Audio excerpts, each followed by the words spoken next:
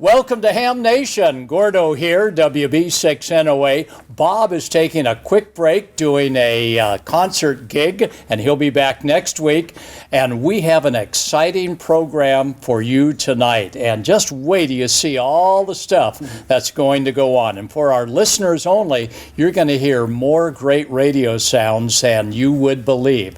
We are here with John Amodeo, NN6 Juliet Alpha, at his studio, Last Man Standing. Well, John, where in the world did you ever get the idea to get Mike Baxter involved with ham radio on his great show?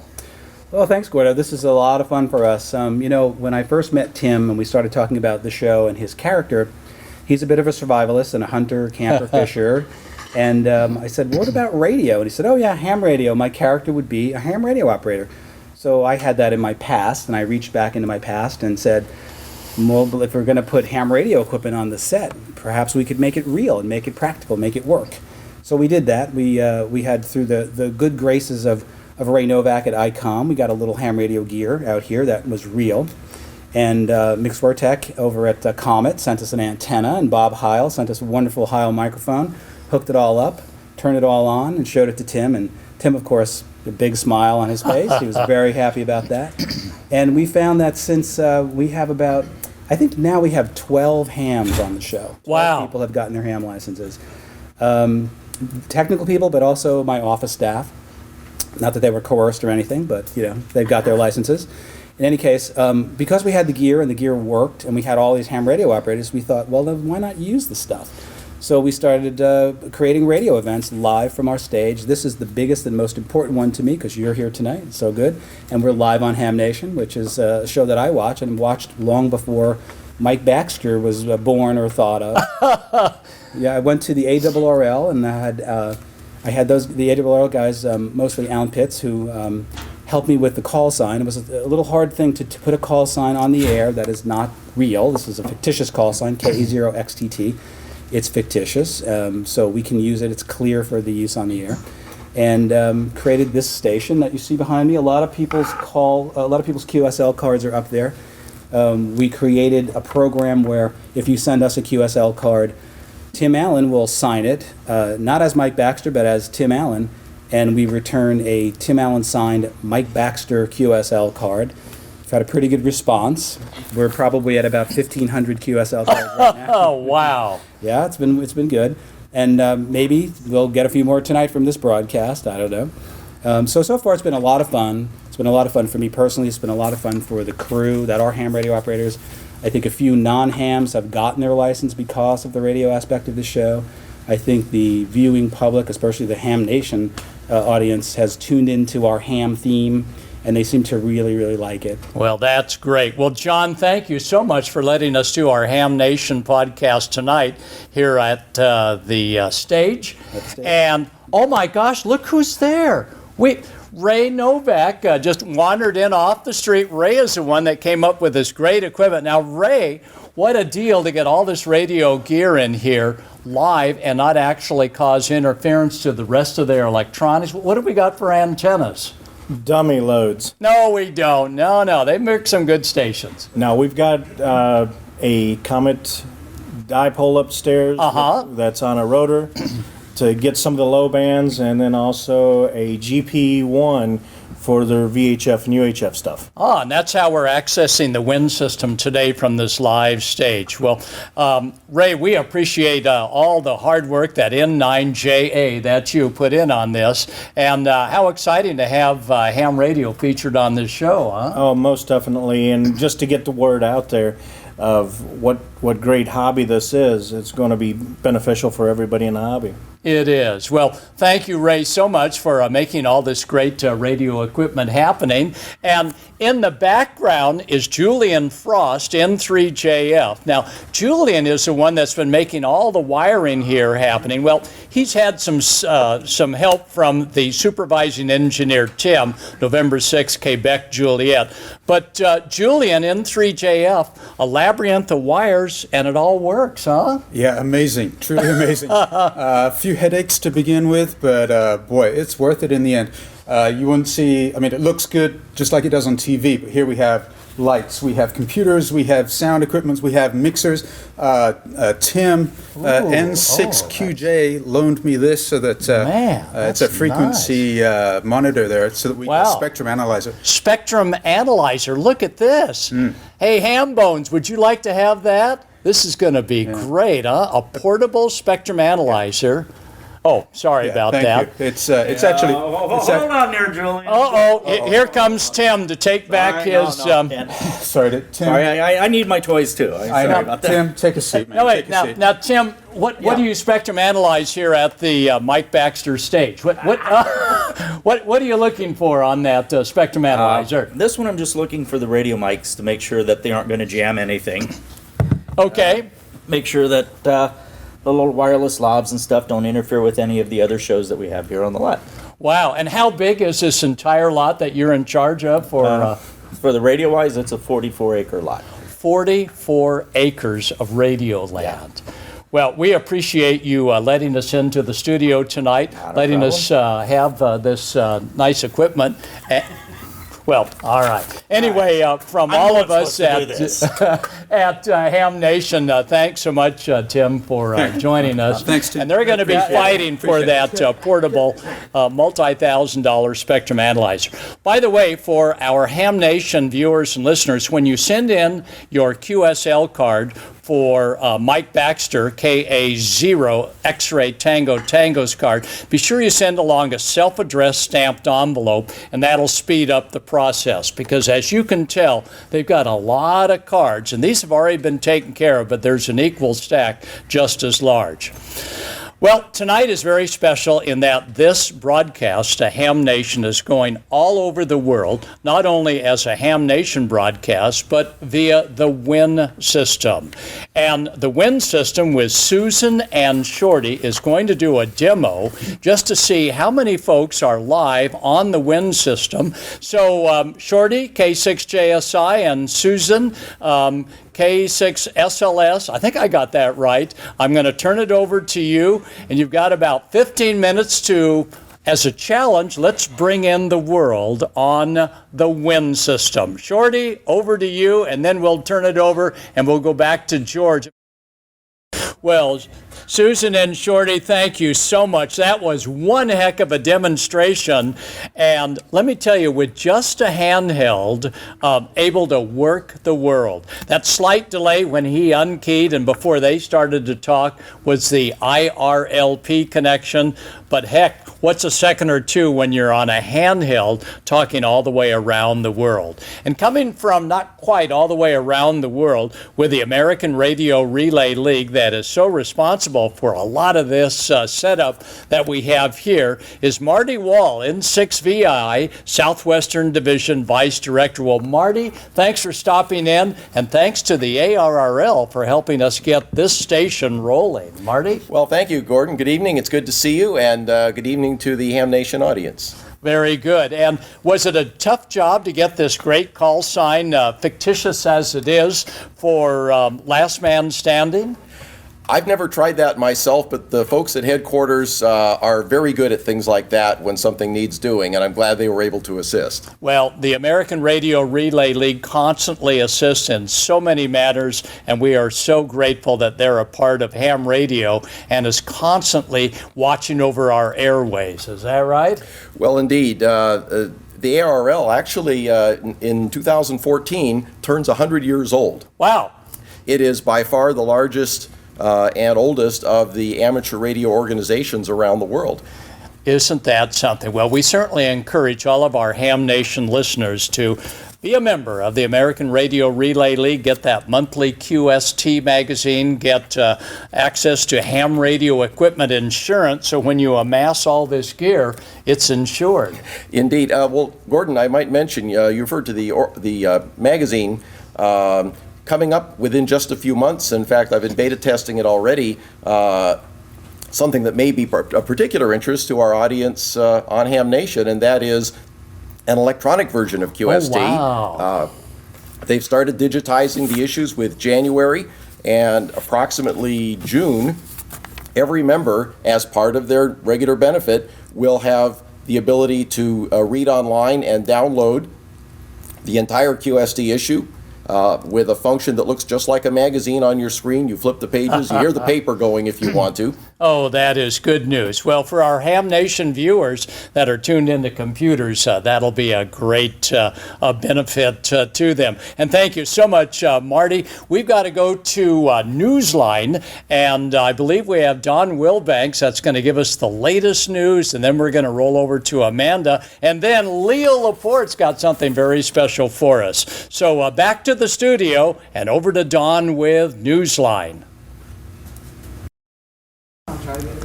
All right. Thanks, Don, and thanks for joining us at the Last Man Standing studio where we're live and direct on Ham Nation. Now, let's go live and direct first with Amanda. Now, recall last week Amanda had the little doodads that were green for St. Patty's Day that were dancing around her head. So, Amanda, what do you have for us for Ham Tales tonight? All right, well, that's a good one, Amanda, and keep those ham tales coming. And Amanda, we hope that everybody, in fact, Amanda, how about telling our listeners and our viewers where to send their great ham tales?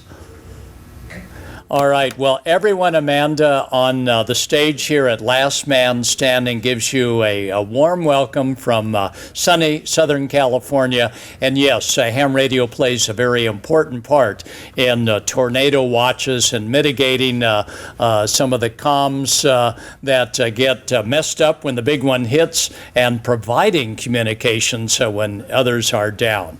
Well, let's now go to the main tech guy, Leo, W6TWT, that brings this Ham Nation to you for this very special announcement. Leo?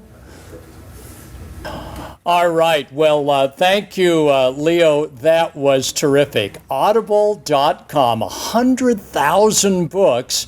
And it's not just someone reading to you, but stage actors and actresses as a real live performance. Thanks, Leo. Always great to hear the real TWT on the air.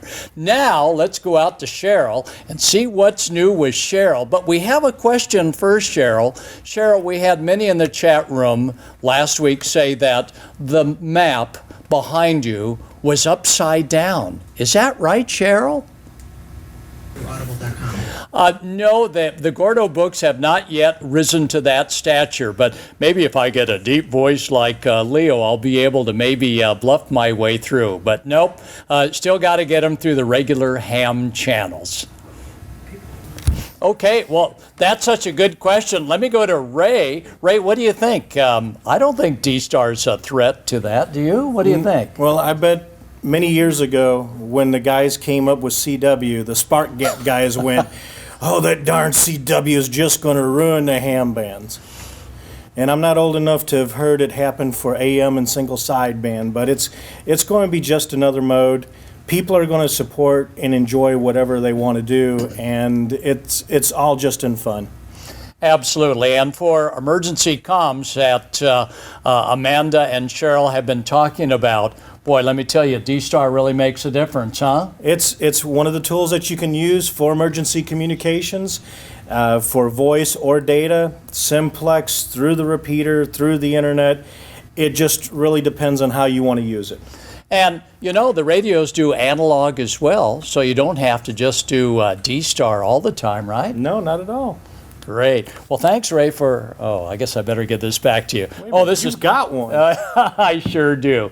All right. Well, that was good. All right, Cheryl, how about one more brain buster, and then we're going to go over to George and do a little smoke and solder. Cheryl, back to you.